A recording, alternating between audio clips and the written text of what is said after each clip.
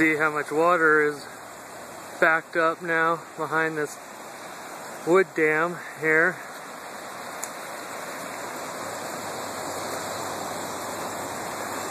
You can kind of see a creek flowing back in there. Water's all the way up here.